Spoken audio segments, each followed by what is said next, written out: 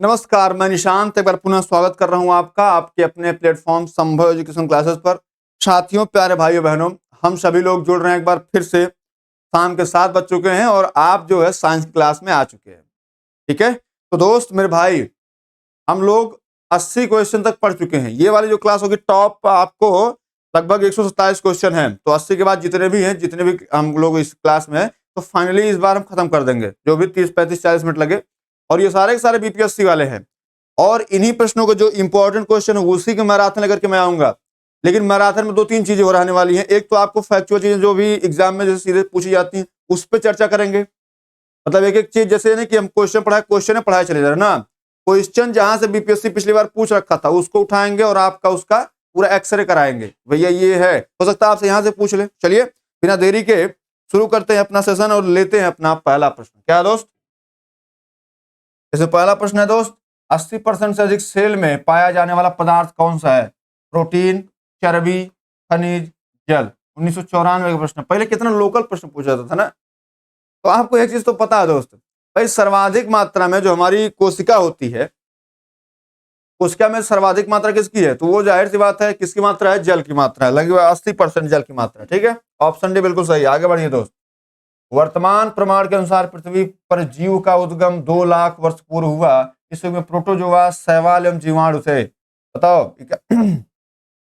2000 वर्ष पूर्व, 2 लाख वर्ष पूर्व। ठीक है, ऐसे करके आपको चारों ऑप्शन दिएगा। 1995 में पूछा गया प्रश्न, बताइए इसका सही जवाब क्या होगा? देखिए, आधुनिक खोजों से ये तो स्पष्ट हो चुका है कि प्रोटोजोआ के उद्भव का काल जो है ये करीब 3.5 अरब वर्ष पहले था। साइनोबैक्टीरिया नीलहरी शैवाल का जो उद्भव है ये करीब 2.3 ईयर पहले था। तो बेसिकली इसमें आपको कहीं कुछ दिखेगा नहीं ना। तो आपको 2.3 ईयर नील शैवाल दिखा। हमसे पूछा क्या है? हमसे पूछा है प्रोटोजोआ। तो प्रोटोजोआ 3.5 साल पहले आया था। और जो आपका शैवाल एवं जीवाणु की चर्चा वाले नीलहरी शैवाल वो 2.3 अरब ईयर एगो आए थे। ठीक है, तो आप जो है उसको याद रखिए। तो इसका सही पूरा कोई जवाब नहीं है। आगे बढ़िए दोस्त। राशि निषेचन की क्रिया कहां पर होती है? गर्भाशय में, अंडवाहिनी में, अंडग्रंथि में, योनि मार्ग में। 2002 का प्रश्न है मेरे दोस्त, बताइए निषेचन की प्रक्रिया कहां होती है? देखिए, मानव में जो आंतरिक निषेचन है वो मैथुन क्रिया द्वारा नर युग्मक जो शुक्राणु होते हैं वो स्त्री के जननांग में प्रवेश करते हैं। शुक्राणु अधिक सक्रिय तथा चलायमान होते हैं। करोड़ शुक्राणु योनि में प्रविष्ट होकर गर्भाशय ग्रीवा से गर्भाशय की ओर बढ़ते हैं। अंततः सिर्फ एक शुक्राणु डिंबवाहिनी जो अंडवाहिनी होती है, एक शुक्राणु जो अंडवाहिनी नली में क्या होता है? अंडाणु को निषेचित करता है। और वहीं से क्या होती है प्रक्रिया? निषेचन की क्रिया हो जाती है। तो इसमें बताइए सही जवाब क्या है? अंडवाहिनी। क्या दोस्त, कहां पर होती है? अंडवाहिनी में होती है। गर्भाशय सारी चीजें आगे बढ़ जाती है। ठीक है, चलिए आगे बढ़ते हैं। 84, आधुनिक मनुष्य का पूर्वज कौन है भैया? जावा मानव है, क्रोमैग्नान मानव है, निएंडरथल मनुष्य है, पेकिंग मनुष्य। 1994 प्रश्न ये भी है। बताइए आधुनिक मनुष्य का पूर्वज। भाई आपको तो पता है कि आधुनिक मनुष्य जो है ये क्रोमैग्नान मानव वाले हैं। यह क्रोमैग्नान मानव से मिलता जुलता इसका स्वभाव है। तो इसके लिए तो आप बिल्कुल, आपको ये रटा रटाया होगा। ऑप्शन बी क्या बिल्कुल सही है। आगे बढ़िए दोस्त। 85, विकास का मुख्य कारक क्या है? उत्परिवर्तन है, हासिल किए हुए गुण है, लैंगिक जनन है, प्रकृति वर्ण है। 1994 का प्रश्न, बताइए ये इसमें आपका क्या विचार है? विकास का मुख्य कारक क्या है? तो जाहिर सी बात है, आप देखिए जैसे जैसे हम मान लीजिए हम बिहार और उत्तर प्रदेश के हैं, तो हम लोगों का जो कल्चर दूसरा है। बढ़िया हाइट ठीक ठाक 6 फुट 6.5 फुट की होती है। अभी आप पहाड़ चले जाइए, वहां देखते हैं इतने बड़े बड़े लोग होते हैं। तो क्यों होते हैं भाई? वहां पर पर्यावरणीय इफेक्ट अलग है। अब थोड़े वहां पे पुरुष पुरुष जो है वो करते हैं तब निषेचन होता है अंडाणुओं का। नहीं, पुरुष महिला वहां भी करते हैं, यहाँ भी करते हैं। लेकिन यहाँ का जो वातावरणीय प्रभाव है, जो प्राकृतिक चयन का वो है, वो दूसरा है। और वहां का प्रकृति चयन का दूसरा है। तो इसलिए यहाँ पर इफेक्ट किसका होता है भैया? प्रकृति वर्ण का होता है। विकास का मुख्य कारक, ठीक है, प्रकृति वर्ण है, बाकी तो ही है। शैवाल और कवक के मिलने से लाइकेन बनता है जिसे कहते हैं पैरासाइटिज्म, मेटिवलिज्म, कॉम्युनलिज्म, कन्वर्जन। उपयुक्त में से कोई नहीं। उपयुक्त में से 2019 का प्रश्न, बताइए शैवाल और कवक के मिलने से लाइकेन बनता है। बात तो सभी लोग जानते हैं ना। ये बात तो सभी लोग जानते हैं कि भाई अगर शैवाल और लाइकेन मिलेंगे तो कवक का निर्माण होगा। लेकिन अगर आपसे ये कहा कि भाई जो कवक निर्माण होगा उसको कहते क्या है, तो भैया एक चीज समझिए, अगर सहवाल कवक मिलते हैं तो उसको कहते हैं म्यूचुअलिज्म। क्या बोलते हैं? म्यूचुअलिज्म बोलते हैं। इसमें सहवाल तथा कवक दोनों ही समान रूप से लाभान्वित होते हैं और सहवाल कार्बनिक पदार्थों का क्या करता है? संश्लेषण करता है, जो स्वयं तथा कवकी घटक के लिए पर्याप्त होता है। कार्बनिक भोजन के बदले में कवकी घटक सहवाल को जल व खनिज उपलब्ध कराते हैं, तो ये भी आपको याद रखना है। ठीक है, क्या होता है भैया? लाइकेन और सहवाल, जो सहवाल और कवक मिलते हैं तो लाइकेन बनता है और उसका नाम क्या होता है? म्यूचुअलिज्म बोलते हैं। ठीक है, चलिए आगे बढ़ते हैं दोस्त। 87, प्रतिवर्ती क्रियाओं का नियंत्रण केंद्र कहाँ होता है? प्रमस्तिष्क सेरिब्रम में होता है, अनुमस्तिष्क सेरिबेलम में होता है, कशेरुक स्पाइनल कॉर्ड में होता है, तंत्रिका तंत्र में होता है। बताइए क्या प्रतिवर्ती क्रियाओं का नियंत्रण? अच्छा ये बताइए, प्रतिवर्ती क्रिया बोले तो प्रतिवर्ती क्रिया, एक चीज समझिए आप, जितनी भी प्रतिवर्ती जो भी एक्शनल मोड में होती है वो सारे के सारे क्रिया किसके द्वारा होता है? मेरुरज्जु के द्वारा होता है, सॉरी कशेरुक रज्जु के द्वारा होता है। तो भैया इसमें जवाब तो आपका जो है ऑप्शन सी सही हो जाएगा, लेकिन हम चर्चा कर लेते हैं सेरिब्रम की। सेरिब्रम क्या करता है? ये हमारा भ्रम दूर करता है। सेरिब्रम आपको जितनी भी याद होंगी, स्मृति होंगी, जो भी आपकी इच्छा शक्ति होगी, जो भी आपकी ज्ञान वाणी चिंता जो भी होगी, वो कहाँ होगी? सेरिब्रम में होगी। तो ये आपका सेरिब्रम दूर करता है। किसका? सेरिबेलम क्या करता है? तो भैया बेलम से क्या होता है? संतुलन, शरीर का संतुलन होता है। ठीक है, शरीर का संतुलन। सेरिबेलम क्या करता है? शरीर का संतुलन करता है। ये क्या करता है? ये सारी चीजें आपको याद कराता है। ठीक है, तो आपको ऑप्शन नंबर सी इस पे टिक करना है। आगे बढ़ते हैं दोस्त। विकास का कारण है फॉसिल पदार्थ, जीने के लिए संघर्ष, पीढ़ी से पीढ़ी अनुकूलन, वंशागति। विकास का क्या कारण है भाई? विकास क्यों होता है, इसका क्या कारण है? तो भाई विकास का कारण है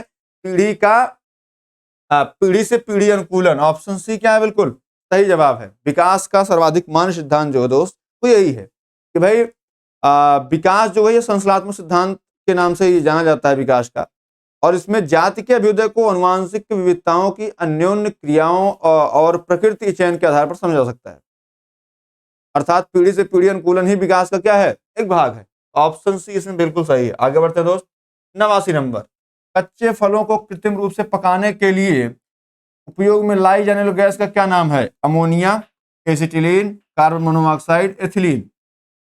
2004 का क्वेश्चन है भैया। बताइए कच्चे फलों को पकाने के लिए, एक चीज समझिए आप भाई, इसमें तो दो ऑप्शन सही हैं। कच्चे फलों को पकाने के लिए एसिटिलीन का भी उपयोग होता है और एथिलीन का भी उपयोग होता है। अच्छा हम लोग देखते होंगे कि जब हम लोग जैसे बचपन में थे तो हम लोग जो कचका अमवा था उसको तोड़ के लाते थे ना, तो लाते थे भूसा में रखते थे। फिर उसका बाद देख पता चला कार्बाइड है, अगर कार्बाइड में रख देंगे तो और जल्दी हो जाएगा। उसमें होता क्या है? उसमें एथिलीन तो होती है। तो कृत्रिम रूप से फल पकाने के लिए किसका प्रयोग होता है? एथिलीन गैस का होता है। बेसिकली इसमें दो ऑप्शन सही हैं, ए बी और डी दोनों सही हैं। ठीक है, चलिए आगे बढ़ते हैं। 90 नंबर, माँ पौधे की भांति पौधा मिलता है। माँ पौधे की भांति पौधा मिलता है बीजों से, तना काट से, इन दोनों से, उपयुक्त में से कोई से भी नहीं। 2004 का प्रश्न है। माँ पौधे की भांति पौधा, बढ़िया प्रश्न है दोस्त।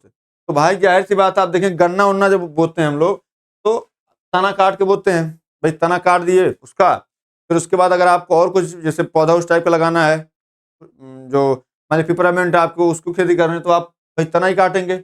और बीजों से भी होता है, तो भैया ऑप्शन सी क्या बिल्कुल सही हो जाएगा, इन दोनों से होता है। ठीक है, चलिए आगे बढ़ते हैं। अगला क्या है? पानी मिट्टी से जड़ों में जिस भौतिक प्रक्रिया द्वारा गुजरता उसे क्या कहते हैं? क्या क्या दोस्त? पानी मिट्टी से जड़ों में जिस भौतिक प्रक्रिया द्वारा गुजरता उसे क्या कहा जाता है? विसरण, वाष्पोत्सर्जन, अवशोषण, परासरण, उपयुक्त में से कोई नहीं। उपयुक्त में से 2022 का प्रश्न है। बताइए इसका सही जवाब दीजिए आप दोस्त। ठीक है भाई, पानी से जो जड़ों में जिस भौतिक प्रक्रिया द्वारा गुजरता, किससे गुजरता भैया? तो आपको चीज तो पता है, वाष्पोत्सर्जन भैया वो पौधा वाला ऊपर वाली प्रक्रिया है। यहाँ पे तो जड़ की बात हो रही है ना, तो जड़ किससे होती है भैया? ये होती ऑस्मोसिस। ऑस्मोसिस बोले तो परासरण। क्या होता है? ऑस्मोसिस। और ये होता है परासरण। ऑप्शन डी बिल्कुल सही है। आगे बढ़ते हैं दोस्त। 92, जल से बाहर निकाले जाने पर मछलियां मर जाती हैं, क्यों? उन्हें ऑक्सीजन की अधिक मात्रा में प्राप्त होती है, उनका शारीरिक ताप बढ़ जाता है, वे श्वास नहीं ले पाती हैं, वे जल में नहीं चल पाती हैं। ऑप्शन इसमें बताइए क्या सही होगा? 94 का प्रश्न है। एक मजे की बात बताएं, एक बार जो है MPSI का एग्जाम था, तो हम लोग साथ में एक लड़का एग्जाम देने गया था, तो उसमें ये पूछा गया था कि भाई गर्मियों में पत्ते जो है पेड़ से क्यों गिर जाते हैं। तो एक लड़का था, तो उसमें एक ऑप्शन ये भी था, क्योंकि गर्मियों में पौधे पत्तियां जो है वो रेस्ट करती हैं, हाँ, नहीं होता रेस्ट इन पीस, एक वो मूवी देख गया था, तो वो क्या क्या किया कि वो उसे टिक कर दिया कि जो मछलियां हैं वो सारी जो पत्तियां हैं वो रेस्ट करती हैं, सांस मतलब वो रेस्ट करते थे इसलिए नहीं वो कर पाती है। तो हालांकि वो तो गलत गया। बाकी वो कौन सी प्रक्रिया है कमेंट करके बताइएगा आप लोग, ठीक है, किस प्रक्रिया की वजह से जो है वो झड़ जाता है। बताइए, ऑक्सीजन अधिक मात्रा में प्राप्त होती है, गलत बात। उनका शारीरिक ताप बढ़ जाता है, ये भी गलत बात। वे जल में नहीं चल पाती, ये भी गलत बात भैया। ऑप्शन सी क्या है, वे सांस नहीं ले पाती हैं। आपको तो एक चीज पता ना है कि भाई अगर कोई भी है, जैसे हम मनुष्य हैं, पता लगा हमको जल में आप डाल दीजिए, वहां पर जो है कितनों ऑक्सीजन की मात्रा हो, लेकिन अगर वहां पे जो है ऑक्सीजन की मात्रा जो है हम लें और कार्बन डाइऑक्साइड निकालें, तब तक हमारा काम जो है गड़बड़ा जाएगा। इसीलिए देखते हो कि जल में डूब के आदमी मर जाता है, ये तो कारण होता है। तो मछलियां बेचारी, उनको जल में रहना, सारी चीजें वहीं से उनको एब्जॉर्व करनी है, और जब वो बाहर आती हैं तो वहां फिर वो मतलब जो कहीं न कहीं जो उनके श्वास की प्रक्रिया वो क्या होती है, बाधित होती है। तो ऑप्शन सी सही है। जहां जीव रहता है उस सटीक जगह को क्या कहते हैं, आवास, परितंत्र, निकेत, बायोम। उपयुक्त में से कोई नहीं, उपयुक्त में से एक से अधिक। 2019 का प्रश्न है, बताइए इसका सही जवाब। जहां जीव रहता है उस सटीक जगह को क्या कहते हैं भैया, जहां जीव रहता है, जैसे हम लोग जहां रहते हैं उसको क्या बोलते हैं, उसको बोलते हैं भैया ये हमारा क्या है, आवास है। तो अब जीव अगर रहेगा तो उस जगह क्या बोलते हैं, आवास बोलेंगे दोस्त, सही है। मधुमक्खी कॉलोनी के सदस्य एक दूसरे को किस प्रकार पहचानते हैं भैया, गंध से, दृष्टि से, नर्तन से, स्पर्श से। बताइए कैसे पहचानेगा कोई, अगर मधुमक्खी कॉलोनी है तो एक सदस्य दूसरे सदस्य कैसे पहचानेंगे भैया। तो इन लोगों का होता है कॉन्सेप्ट, जैसे सभी लगभग सभी जो पक्षी हैं वो सूचनाओं का आदान प्रदान करने के लिए अलग अलग विधियां हैं, जैसे दृष्टि, आवाज, स्पर्श, गंध, ये सभी करते हैं। बेसिकली जो मधुमक्खी होती है ना दोस्त, ये भोजन की दिशा तथा स्रोत बताने के लिए जो है नृत्य करती है। भाई भोजन किस दिशा में है, क्या है, वहां से अगर उसको लेके आना तो नृत्य करेगी। नृत्य करने मतलब अगर नृत्य कर रही है तो भोजन के स्रोत बताने के लिए।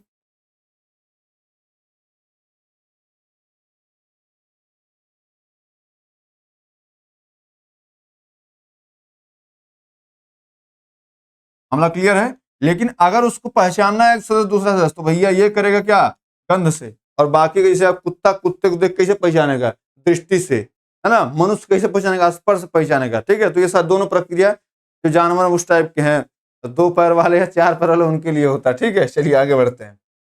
95 मायोग्लोबिन में कौन सी धातु होती है, तांबा, चांदी, सोना, लोहा। प्री 2005 का प्रश्न, बताइए मायोग्लोबिन में कौन सी धातु होती है। तो भैया मायोग्लोबिन में लोहा और ऑक्सीजन, क्या, लोहा,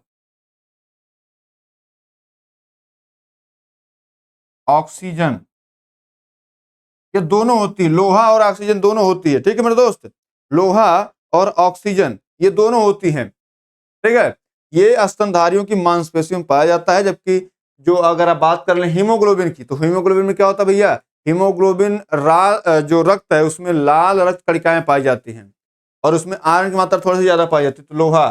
ठीक है, इसमें क्या होता है भैया, कौन सी धातु होती है, तो लोहा और ऑक्सीजन। तो इसमें लोहा कहीं दिख रहा है क्या, ऑप्शन डी बिल्कुल सही है। आगे बढ़ते हैं दोस्त, 93 नंबर।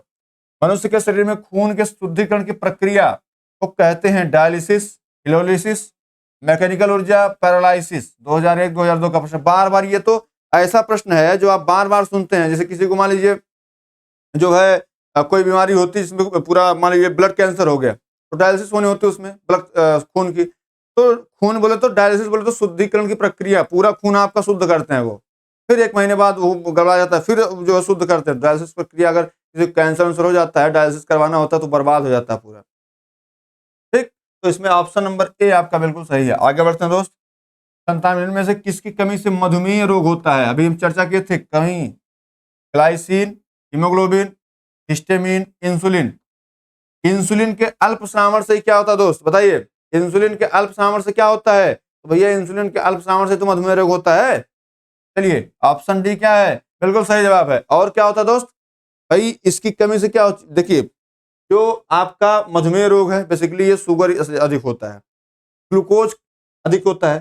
तो भाई अगर इंसुलिन ही क्या करता है, उस ग्लूकोज को नियंत्रित करता है। अब इंसुलिन ही अगर कम स्रावित होगी तो ग्लूकोज बढ़ जाएगा, मतलब आपका जो शुगर लेवल, मधुमेह लेवल बढ़ जाएगा। तो इंसुलिन के कम स्रावण से, इंसुलिन की कमी से ही क्या होता है, मधुमेह रोग होता है। बात समझ में आ गई। चलिए, सारी चीजें आप अच्छी हैं। अगर देखिए क्लास अच्छी लग रही होगी तो आप कमेंट जो लिखते हैं ना लास्ट में, भैया हाँ बढ़िया क्लास थी या नाइस क्लास, नाइस सेशन, वो सब लिखेंगे, थोड़ा सा हमारा क्या करता है, मनोबल बढ़ता है। ठीक है, चलिए आगे बढ़ते हैं दोस्त। 98 एड्स निम्न कारणों में से किसके द्वारा होता है? पानी, जीवाणु, विषाणु, फफूंद। उपयुक्त में से कोई नहीं, उपयुक्त में से एक से अधिक। 2018 में पूछा, 2016 में पूछा, बताइए एड्स का। अब मैं आपको थोड़ी सी इसमें पूरी कहानी सुना देता हूं। देखिए, आपको याद क्या करना, जीवाणु जनित रोग एक याद कर लीजिए, बाकी तो ऐसे याद हो जाएगा। जीवाणु, जीवाणु जनित रोग, जीवाणु जनित रोग की बात करते हैं तो ये होता है टीटा, टिकानी, टीटा टिकानी को है प्लग है। इससे क्या होता है, टिटनेस होता है। क्या? टिटनेस होता है। इससे टाइफाइड होता है, टाइफाइड। इससे होता है डिप्थीरिया। क्या होता है? डिप्थीरिया होता है। ठीक है, इससे होता है काली खांसी। क्या होता है?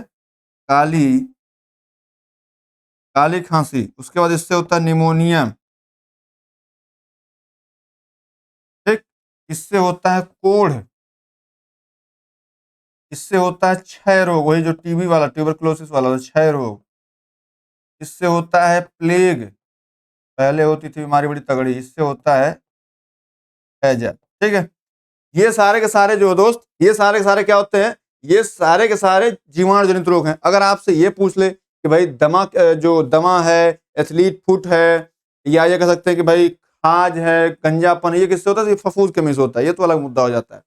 तो अगर आपसे भाई विषाणु पूछा है, क्या पूछा, एड्स किसकी कमी से होता है, तो आपको चीज पता है भैया, विषाणु जनित वाले। अब इसमें देख लीजिए, हमेशा जितने भी अंतः रोग होते हैं, जैसे एड्स हो गया, ये किससे फैलेगा? विषाणु से फैलता है। किससे?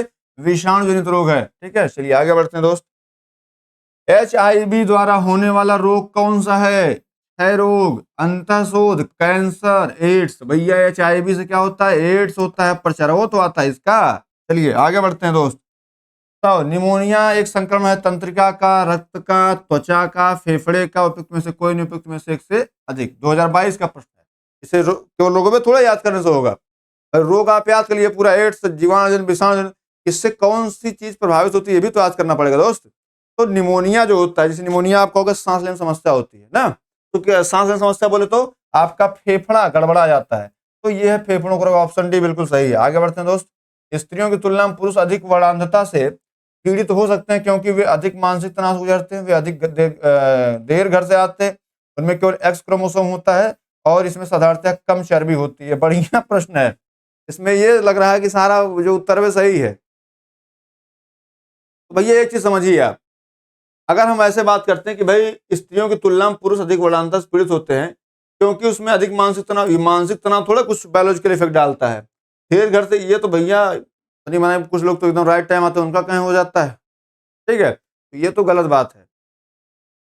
इनमें साधारणतः कम चर्बी होती है। अरे यार, चर्बी की कम ज्यादा से क्या संबंध है? इसमें सही जवाब का ऑप्शन सी हो जाएगा। कैसे? स्त्रियों की तुलना में जो पुरुष वर्णांधता होते हैं वो पीड़ित होते हैं क्योंकि स्त्रियों में तो एक्स एक्स क्रोमोजोम, लिंग निर्धारण क्रोमोजोम जो है वो एक्स एक्स है। एक्स जो वर्णांधता के जीन को आदि को क्या करता है? वहन करता है, और दूसरा समान एक्स क्रोमोजोम उसे संतुलित कर देता है। इस तरह महिला केवल वहां का काम करती है, पीड़ित नहीं होती है। जबकि पुरुष क्या होता है? पुरुष में जैसे एक्स और वाई होता है, एक्स और वाई। तो जो महिला, मान लीजिए महिला में एक्स एक्स है, महिला क्या होती है? वाहक होती है। क्या होती है? वाहक होती है। और ये क्या होता है? पीड़ित होता है बेचारा। कैसे होगा? जैसे इसका एक्स इधर आया तो इसका एक्स गया तो ये लेवल बराबर हो गया, लेकिन इसका एक्स जब यहाँ आता है तो भाई यहाँ क्या इससे आगे चिपक जाता है। और अब इसका प्रतिरोध इसको करना चाहिए था, अगर एक्स होता तो प्रतिरोध करता, लेकिन तो वाई है, अब चिपकता तो भैया फिर ये कहता आओ जब आइए गए हो तो ठीक है, तब वेलकम। जब आ ही गए हैं तो वेलकम, और इसीलिए पीड़ित होता है। तो ऑप्शन सी क्या बिल्कुल सही है। आगे बढ़ते हैं दोस्त। एस्पिरिन कहाँ से मिलती है? पेट्रोलियम से, पृथ्वी से, पेड़ से, एसिडों के रासायनिक अभिक्रिया से। 2005 का प्रश्न। जवाब दीजिए इसका दोस्त, इसका जवाब दीजिए भैया। एस्पिरिन कहाँ से मिलती है? तो मेरे दोस्त, मेरे भाई, एस्पिरिन जो है ये एसिडों की रासायनिक अभिक्रिया से मिलती है। क्या मिलती है? एस्पिरिन जो है एसिडों की रासायनिक अभिक्रिया से मिलती है। एस्पिरिन का प्रयोग कहाँ होता है दोस्त? तो एस्पिरिन का प्रयोग जो है, जैसे आपको बुखार हो जाए तो एस्पिरिन दी जाती है आपको। मतलब ये कह सकते हैं कि भाई इसमें एस्पिरिन हो गया या एंटीपायरेटिक हो गया, जो हर दवाएं जो होती हैं वेदना निवारक का काम करती हैं, और इन दवाओं को विलो मतलब वृक्ष की छाल से प्राप्त करते हैं। एस्पिरिन किससे प्राप्त होता है? वृक्ष की छाल से। किससे? वृक्ष की छाल से प्राप्त होता है। बात क्लियर है? भाई वृक्ष की छाल से भी मिलेंगे, तो इसमें आप देख लीजिए क्या है। चलिए आगे बढ़ते हैं दोस्त। अगला क्या है? गेहूं की खेती के लिए कौन से उर्वरक का उपयोग करेंगे? नाइट्रोजन का, पोटेशियम का, तांबा का या कि लोहा का? 2005 का प्रश्न है, बताइए। गेहूं खेती के लिए क्या डालते हैं? तांबा डालते हैं, पोटेशियम डालते हैं, लोहा डालते हैं, क्या डालते हैं? भैया गेहूं की खेती के लिए जो है एक महत्वपूर्ण, जो सबसे महत्वपूर्ण कारक वो है, वो होता है नाइट्रोजन। ठीक है। और जो यूरिया में पाया जाता है, तो यूरिया आप देख रहे हैं बार बार डाला जाता है। क्लोरोफिल में कौन सा धातु आयन पाया जाता है? लोहा, मैग्नीशियम, जस्ता, कोबाल्ट। 2004 का प्रश्न है, बताइए इसका सही जवाब क्या होगा? क्लोरोफिल में कौन सा धातु या आयन पाया जाता है? देखिए, अगर कभी भी क्लोरोफिल की बात आएगी ना मेरे दोस्त, तो क्लोरोफिल में मैग्नीशियम आयन पाया जाता है। क्या? मैग्नीशियम आयन पाया जाता है। कौन सा? मैग्नीशियम आयन पाया जाता है। मैग्नीशियम आयन, ये हमेशा याद रखिएगा। कौन सा? Magnesium ion. आगे बढ़ते हैं दोस्त। पौधे एवं पेड़ों का खाना तैयार करने की प्रक्रिया कहलाती है? कार्बोहाइड्रोलिसिस, मेटाबॉलिक सिंथेसिस, फोटोसिंथेसाइजेशन, फोटोसिंथेसिस। भैया इसी को कहते हैं प्रकाश संश्लेषण। क्या बोलते हैं? प्रकाश संश्लेषण बोला जाता है। ठीक है, प्रकाश संश्लेषण बोला जाता है। बताइए इसका सही जवाब क्या हो जाएगा दोस्त? देखिए, पौधों एवं पेड़ों को खाना तैयार करने की जो प्रक्रिया है ना, ये कहलाती है आपकी फोटोसिंथेसिस, बोले तो प्रकाश संश्लेषण कहलाती है। इसमें होता क्या है बेसिकली, मैं आपको बताऊं। जैसे हमने आपको एक बार डिस्कस भी किया था, क्या? 6CO2 plus 12H2O, 6CO2 plus 12H2O। और जब ये क्या करते हैं, ये अभिक्रिया करते हैं किसके साथ? प्रकाश की उपस्थिति में। प्रकाश की उपस्थिति में कौन करता है? पर्णहरित। क्या करते हैं? पर्णहरित जब क्रिया करते हैं तो बनता क्या है? C6H12O6 बनता है। क्या बनता है?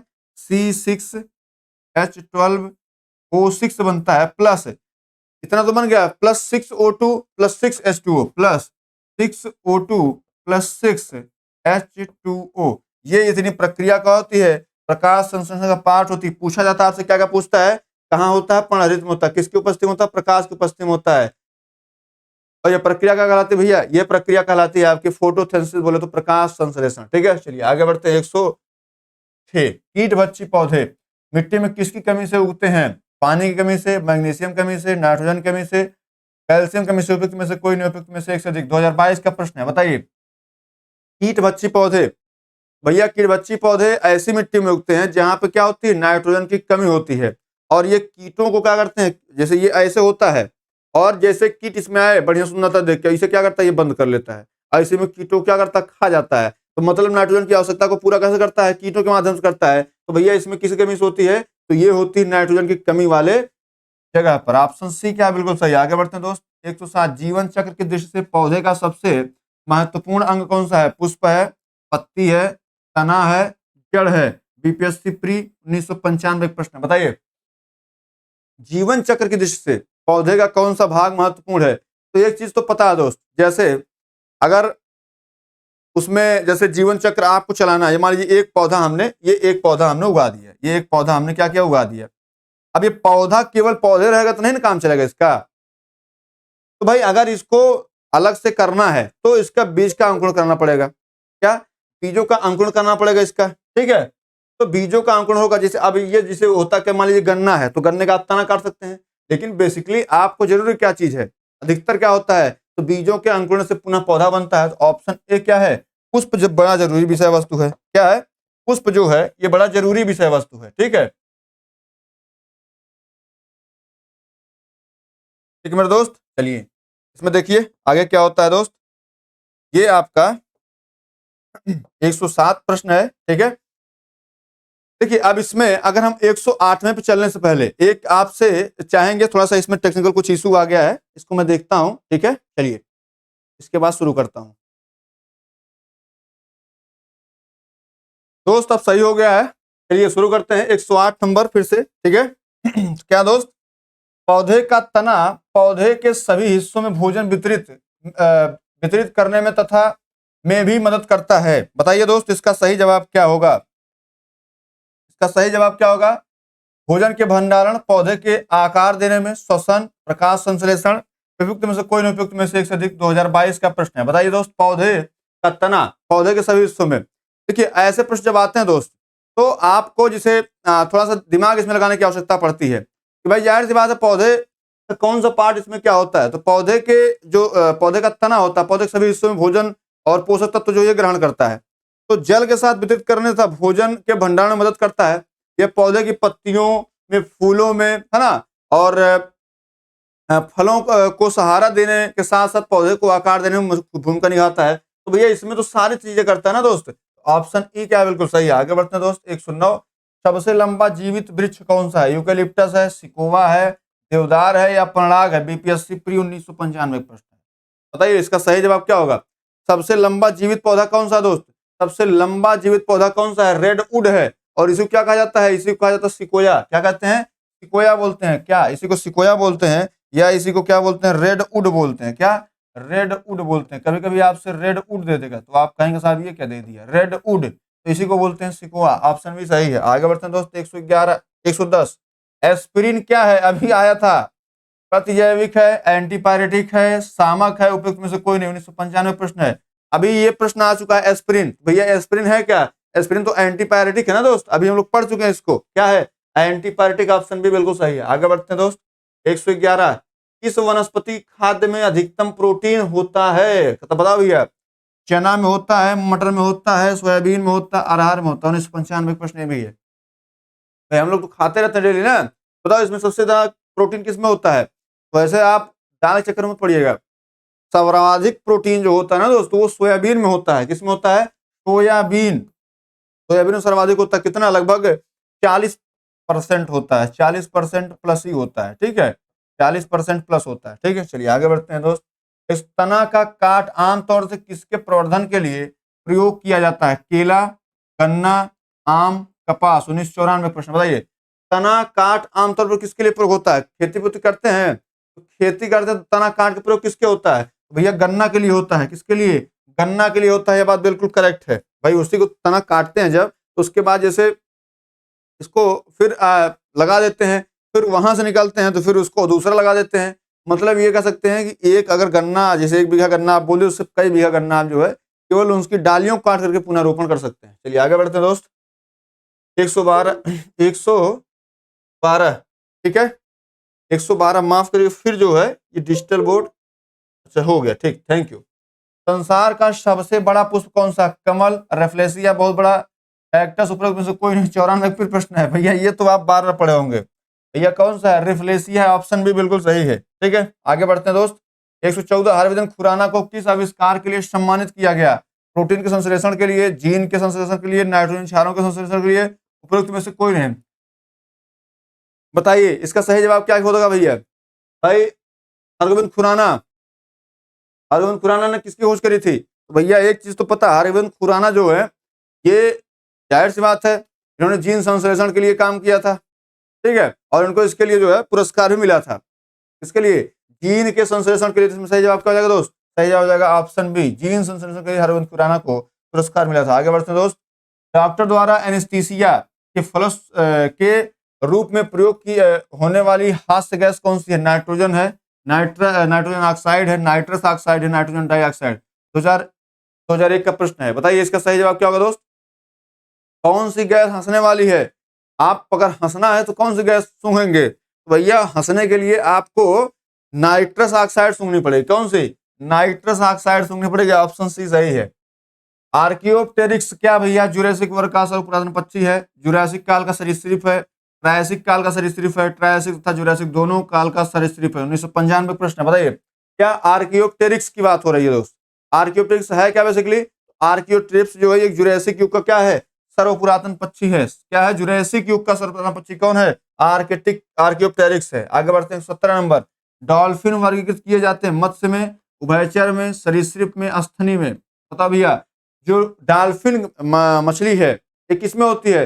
तो भाई डॉल्फिन जो है ये स्तनपायी जंतु है। क्या है? स्तनपायी जंतु है। डॉल्फिन की अनेक उपजातियां पाई जाती हैं। इसमें गंगा डॉल्फिन भारत की राष्ट्रीय जलीय जीव के रूप में भी इसको मान्यता प्राप्त हुई है। ठीक है, चलिए आगे बढ़ते हैं दोस्त। 5 अक्टूबर को जिसका दिवस मनाता है डॉल्फिन डे। प्रतिवर्ष 5 लाख भारतीय एक रोग से मरते हैं, इसकी पहचान कीजिए। एंसीफेलाइटिस, एड्स, कैंसर, क्षय रोग। 1995 प्रश्न भी बताइए 5 लाख लोग एक बीमारी से मर रहे हैं, किससे कमी से? तो भैया ये है आपका क्षय रोग, टीबी से। भाई टीबी होती है, फेफड़ा हो जाता है खराब, और जब खराब हो जाता है किसकी वजह से? तो भाई जीवाणु जनित रोग है ये, माइकोबैक्टीरियम ट्यूबरकुलोसिस से। ठीक है, टीबी को बोलते हैं माइकोबैक्टीरियम ट्यूबरकुलोसिस। तो भैया इसमें जो है करीब 4.5 लाख 5 लाख लोग जो है मर जाते हैं इसी से। आगे बढ़ते हैं 119। रात के समय यह सलाह दी जाती है कि पेड़ के नीचे न सोए, क्योंकि पेड़ ऑक्सीजन के कम मात्रा को मुक्त करते हैं, रात में हानिकारक गैसों को मुक्त करते हैं, कार्बन डाइऑक्साइड को मुक्त करते हैं, कार्बन मोनोऑक्साइड को मुक्त करते हैं। उपयुक्त में से कोई नहीं। उपयुक्त में से 2022 का ये क्या है दोस्त? 2022 का प्रश्न है, बताइए रात के समय क्यों नहीं पेड़ के नीचे लोग सोते हैं? भैया रात के समय पेड़ के नीचे नहीं सोने की सलाह दी जाती है क्योंकि पेड़ अपनी श्वसन प्रक्रिया के दौरान क्या करते हैं? कार्बन डाइऑक्साइड मुक्त करते हैं। तो भैया इसका सही जवाब क्या हो जाएगा? ऑप्शन डी बिल्कुल सही हो जाएगा। ठीक है, चलिए आगे बढ़ते हैं। अब ये नहीं ज्यादा करते हैं कम करते हैं, ये सब चक्कर मत पड़िएगा। निम्न में सबसे मीठी चीनी कौन सी है? फ्रक्टोज है, ग्लूकोज है, माल्टोज है, सुक्रोज है। उपयुक्त में से कोई नहीं। उपयुक्त में से एक से अधिक 2020 का प्रश्न है, बताइए दोस्त। 120 नंबर जो प्रश्न है इसका जवाब दीजिए। भैया सबसे ज्यादा चीनी किसमें होती है? तो सबसे मीठी जो चीनी होती है वो होती है फ्रक्टोज। कौन सी होती है? फ्रक्टोज होती है। फ्रक्टोज एक प्राकृतिक मोनोसेक्राइड है जो लगभग सभी फलों, शहद और कुछ सब्जियों में पाया जाता है। और फ्रक्टोज का जो अणुसूत्र है वो होता है C6H12O6।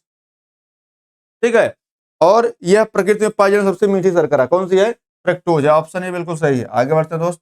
121 शर्कराओं में सबसे मीठी कौन सी है भैया? फ्रक्टोज है, ग्लूकोज है, सुक्रोज है, लैक्टोज है। अभी तो पढ़े दोस्त, देखिए यही सेम टू सेम प्रश्न पिछला देखिए कितना कब आया था? सन 2020 में आया हुआ है। मीठी चीनी फ्रक्टोज, और यहाँ पे क्या सबसे मीठी शर्करा? 2004 भैया क्या है? फ्रक्टोज है। सोचिए 2004 क्वेश्चन 2020 में रिपीट हुआ है। 122 क्या? कड़वाहट के लिए मानव जीव का संवेदनशील क्षेत्र कौन सा है? नोक है, मध्य भाग है, पीछे का भाग है, किनारा है। उपयुक्त में से कोई नहीं। उपयुक्त में से एक से अधिक। 2020 का प्रश्न बताइए भाई कहाँ पे हम लोग जो है वो करेंगे? जैसे कोई चीज मीठा है, खट्टा है, कड़वा है, कहाँ जानेंगे? आपको जैसे ये पता है कि यहाँ जैसे मान लीजिए ये आपकी जीभ है, ये आपकी जीभ, ये जो जीभिया है, अगला छोर जो होता है जैसे यहाँ पे जो अगला छोर होता है यहाँ पे क्या होता है? मीठा। जैसे आप मीठा खाएंगे अलग जान तुरंत चाट नहीं होता है, जैसे यहाँ पे लगा होता है तो फिर भी हम लोग चाटते हैं। जो पिछला भाग होता है यहाँ पे भाई अग्रभाग, मध्य भाग, पार्श्व भाग। तो देखिए पश्च भाग जो होता है वहां पे क्या होता है? कड़वा होता है। क्या यहाँ पे क्या होता है? कड़वा। आप देखेंगे कुछ कड़वा खाएंगे तो यहाँ जाने के बाद यहाँ लगता है। और पार्श्व का जो किनारा होता है, खट्टा भाग, यहाँ जो किनारा ये होता है, ये होता है खट्टा भाग। इसके लिए खट्टा भाग होता है, खट्टा भाग। ठीक है, ये होता है खट्टा भाग जो पार्श्व किनारे होते हैं। जो ये कह सकते हैं अग्र छोर एवं किनारा। ये अग्र छोर, ये जो किनारा ये वाला होता है इसको बोलते हैं नमकीन। क्या बोलते हैं दोस्त? इसको नमकीन बोलते हैं। हमसे पूछा क्या गया दोस्त? कड़वाहट के लिए मानव जीव का संवेदनशील। कड़वाहट कहाँ होती है भैया? कड़वाहट होती है पीछे। ठीक है, सबसे पिछला भाग जो होता है कड़वाहट के लिए होता है, सबसे अगला भाग मीठे के लिए होता है, पार्श्व भाग जो होता है बीच का वो होता है खट्टे के लिए, और नमकीन के लिए अगले हिस्से का जो पार्ट होता है पार्श्व वाला। चलिए 123 नंबर। मटर पौधा है, शाक है, पुष्प है, झाड़ी है। उपयुक्त में से कोई भी नहीं। 1994 प्रश्न है, बताइए इसका सही जवाब क्या होगा? ये कई दफा आपसे पूछा, अगर आप कंटिन्यू एग्जाम दे रहे तो यहाँ से ये सब प्रश्न बार बार रिपीट होते हैं। तो भाई मटर जो है ये साग कुल का पौधा है, ये द्विबीजपत्री पौधा है, और ये क्या है? रबी की फसल में होता है। ठीक है, तो भैया इसका सही जवाब क्या हो जाएगा? ऑप्शन नंबर ए हो जाएगा। आगे बढ़ते हैं दोस्त 124 नंबर। फलियां अत्यधिक पौष्टिक होती हैं क्योंकि उसमें प्रचुर मात्रा में होती हैं होता चर्बी, वसा, प्रोटीन, तेल, स्टार्च। उपयुक्त में से कोई नहीं, उपयुक्त में से कोई। बताइए, फलियां अधिक होती हैं तो इसमें कौन सी चीज बताइए, इसमें प्रचुर मात्रा में कौन सी चीज पाई जाती है? तो एक चीज तो आपको पता है कि फली जो होती है दोस्त, फलियों में प्रचुर मात्रा में क्या पाया जाता है? प्रोटीन पाई जाती है। क्या पाया जाता है? प्रोटीन। और जो फली होती है ये लेगुमिनेसी कुल के अंतर्गत आती है। इनकी जड़ों की ग्रंथिकाओं में नाइट्रोजन स्थिरीकरण करने वाले जीवाणु पाए जाते हैं। जैसे आप अरहर ले लीजिए, मटर ले लीजिए, है ना, ये पूछा जाता प्रश्न है। अरहर हो गया, मटर हो गया, मूंग हो गया, सोयाबीन हो गया, मूंगफली हो गया, उड़द हो गया, ये सारे चीज पाए जाते हैं। ठीक है दोस्त, चलिए इसमें आगे बढ़ते हैं दोस्त। 125 नंबर क्या भैया? थायराइड ग्रंथि। क्या? थायराइड ग्रंथि थायरॉक्सिन स्रावित करने के लिए उत्तेजित करने वाला अंतःस्रावी हार्मोन कौन सा है? TSH है, FSH है, LTH है, ACTH? 2002 का प्रश्न है, बताइए इसका सही जवाब क्या होगा? देखिए दोस्त, अगर हम बात कर लेते हैं TSH की, तो TSH थायराइड, जो TSH की बात है थायराइड स्टिमुलेटिंग हार्मोन होता है। ठीक है। अगर हम बात कर लेते हैं दोस्त LTH की, तो ये आपका लैक्टिस संबंधित होता है। और अगर बात करते हैं FSH की, तो वो होता है फैसाइल स्टिमुलेटिंग हार्मोन। ठीक है। तो इस प्रकार से ये सारे हार्मोन ऐसे होते हैं। लेकिन हमसे पूछा गया थायराइड ग्रंथ के बारे में पूछा गया दोस्त। थायराइड ग्रंथ थायरॉक्सिन स्रावित होने वाले हार्मोन के लिए जो कौन उत्तेजित करता है? तो भाई जाहिर सी बात है थायराइड वाले से जो स्रावित होगा वही उत्तेजित करेगा। तो TSH इसमें बिल्कुल सही जवाब है। क्या? TSH बिल्कुल सही। आगे बढ़ते हैं 126 नंबर। थायराइड ग्रंथ की खराबी किस कमी के कारण होती है? Thyroid gland, vitamin A, calcium, iodine, लोहा? उपयुक्त में से कोई नहीं, उपयुक्त में से एक से अधिक। 2020 का प्रश्न है, बताइए थायराइड ग्रंथ की खराबी किस कारण से होती है? तो एक चीज तो पता भी है, अगर आप जो है थायराइड ग्रंथ की बात करेंगे तो आपको एक चीज समझनी है कि आयोडीन की कमी से रोग ही होता है थायराइड उसका। TSH वाला देखेंगे आप, तो भाई TSH क्या है? थायराइड ग्रंथ से थायरॉक्सिन हार्मोन जो है वो स्रावित होता है। और उसको उत्तेजित करने वाली जो हार्मोन है, जो TSH थायराइड स्टिमुलेटिंग हार्मोन या थायरोट्रोपिन होते हैं, इसका श्रावण जो है ये पूछता कहां से होता है? ये होता अग्र पिट्यूटरी ग्लैंड से होता है। और शरीर में आयोडीन की कमी से ही क्या सा रोग होता है भैया? अगर बात करें तो थायराइड ग्रंथ, आयोडीन और इसकी कमी से क्या होता है भैया? इसकी कमी से होता है मेरे दोस्त घेंघा रोग। क्या होता है? घेंघा रोग होता है। ठीक है, घेंघा रोग होता है। तो ये भी आप बिल्कुल सही है, ऑप्शन सी क्या है? बिल्कुल सही है। आगे देखते हैं अंतिम प्रश्न। जब हम बकरी या भेड़ का मांस खाते हैं तब हम प्राथमिकता उपभोग है, द्वितीय उपभोक्ता है, तृतीय उपभोक्ता है? उपरोक्त में से कोई नहीं है। बताइए इसका सही जवाब क्या होगा दोस्त? भाई प्राथमिक, द्वितीय, तृतीय, आप देखेंगे प्रश्न खूब आता है प्राथमिक, द्वितीय, तृतीय वाला। तो आप देखिए जैसे प्राथमिक की बात कर लेते हैं। क्या? प्राथमिक ये है घास फूस पौधे। क्या? अगर हम पौधे की बात करते हैं तो ये है पौधे। पौधे क्या है? प्राथमिक, क्या है? प्राथमिक उत्पादक है। ठीक है। उसके बाद बात करते हैं प्राथमिक उपभोक्ता कौन है भैया? तो इसको कौन खाता? बकरी खाती है। ठीक है, इसको खाती कौन है? बकरी। और ये क्या? प्राथमिक उपभोक्ता बकरी है। अब बकरी है, बकरी क्या है? शाकाहारी है, प्राथमिक उपभोक्ता है। अगर मैं बात कर लें कि भाई द्वितीय उपभोक्ता, तो बकरी को जो खाते हैं वो होते हैं द्वितीय उपभोक्ता। क्या होते हैं? जैसे बकरी कौन खाता है? मनुष्य खाता है, मनुष्य, शेर, ये सब खाते हैं, मनुष्य, शेर जो भी खाते हैं। तो ये तो प्राथमिक उपभोक्ता हो गया, उपभोक्ता हो गया।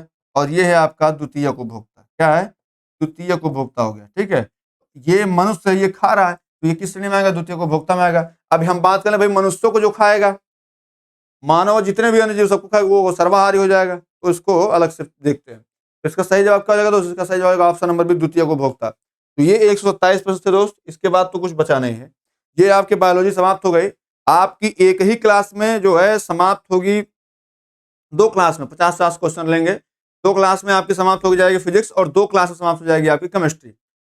समाप्त, खल्लास, आगे बढ़ेंगे। ठीक है दोस्त। तो अभी आपकी 2 वीडियोस और है, ये एक तो ये हो गया, उसके बाद 4 वीडियो और आएंगी, तो आपका पूरा साइंस कंप्लीट। और हम इस चक्कर में है कि हो सकता है आपका आज से या कल से वीडियो पढ़ना शुरू हो जाएगी किसकी? प्रैक्टिस सेट की। 40-40 क्वेश्चन जो आने वाले हैं। ठीक है, तो तैयार रहिए दोस्त। जैसे ये सारी चीजें खत्म होंगी तो डेली आपके लिए प्रैक्टिस सेट की व्यवस्था कर रहे हैं, 40 क्वेश्चन GS की। ठीक है, तो अभी याद दीजिए। नमस्कार, जय हिंद।